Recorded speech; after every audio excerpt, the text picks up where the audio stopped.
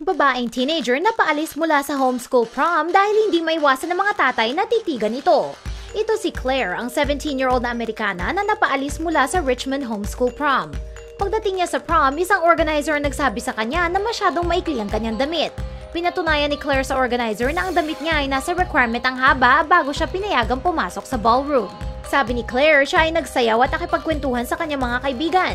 Sinabi rin niya na sila ng kanyang mga kaibigan ay nandiri sa isang grupo ng mga tatay na nakatingin sa dance floor mula sa balcony.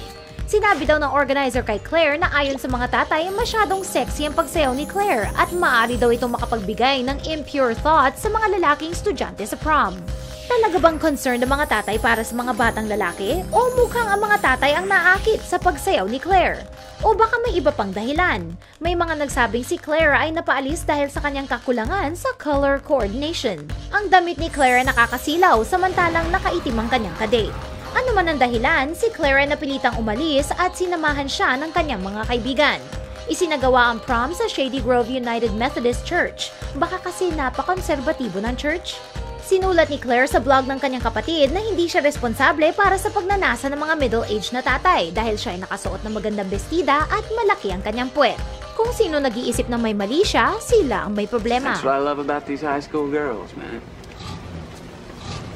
I get older, they stay the same age. Yes, they